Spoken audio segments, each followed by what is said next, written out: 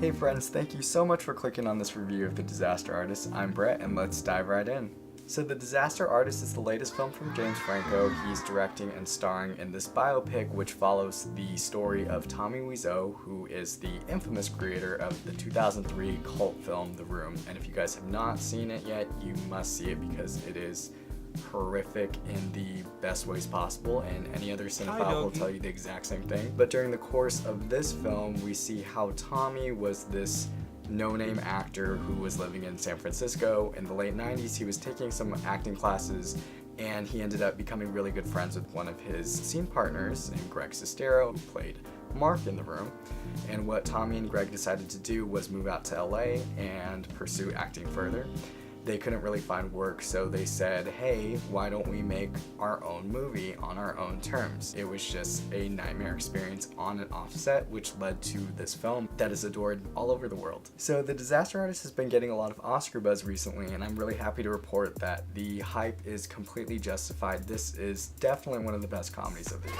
So I should first start off by saying that I am James Franco obsessed. I love everything that the man does. When I was applying to colleges back when I was in high school, there was that essay prompt that said like, who is the person that inspires you? And then you see, Patty from class that's like, I'm gonna write my essay about my mom because she's a surgeon and she saves lives. I was like, well, I'm gonna write about James Franco because he's a modern day Renaissance man. He could do no wrong in my eyes. I have been following the movies that he's been directing for a while. This is by far the best movie that he's ever made as a director. Specifically with this one, I feel like the main thing that he accomplishes really well is his navigation of tone. Now, this is a movie that is ultimately a comedy. It's hysterical, it's very funny, it's very slapsticky, but for as much comedy as there is, there's also a ton of drama that's really, really fascinating to watch.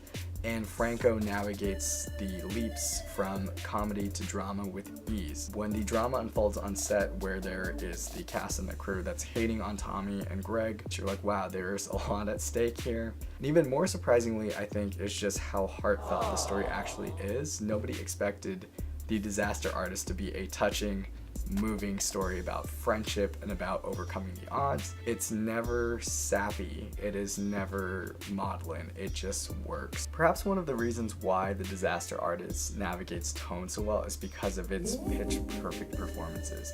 So James Franco has been getting a lot of Oscar buzz recently for this performance, and it is completely justified. Not only is James Franco hilarious as Tommy, and he perfectly mimics everything about Tommy, from his movements, his mannerisms, the way that Tommy carries himself, the way he plays with his hair. Oh, hi, Mark. But what he also does is he just finds this really sympathetic performance. He portrays Tommy in such a likable way where we're always rooting for him, where it could have been so easy to laugh at him and just make fun of him, and that's one of the most impressive things, is he makes this ridiculous character redeemable, likable, and most importantly, human. So many people are saying that this might be his best performance ever.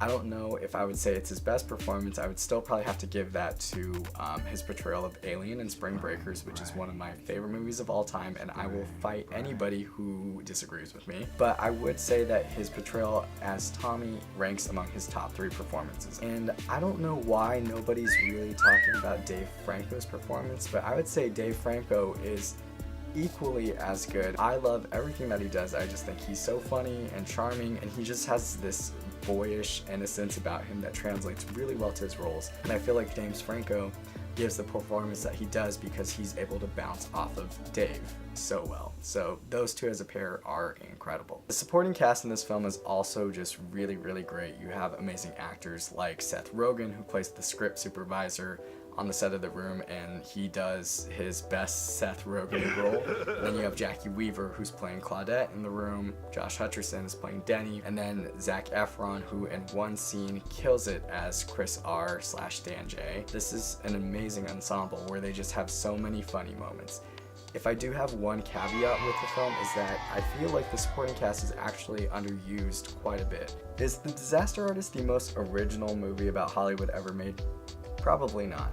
But it takes this classic story and does it in such a fun, engaging, unique, and quirky way that you can't help but smile the whole time that you're watching it. I really enjoyed this movie, and I give it an 8.5 out of 10. That's the idea. Now I want to hear from you guys.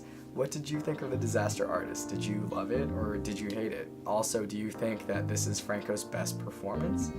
Let me know. If you enjoyed this video, please give it a thumbs up and subscribe to my channel. I would love the support right now, especially as I try to make more content for all of you. Thank you so much again for watching, and I'll see you guys at the movies.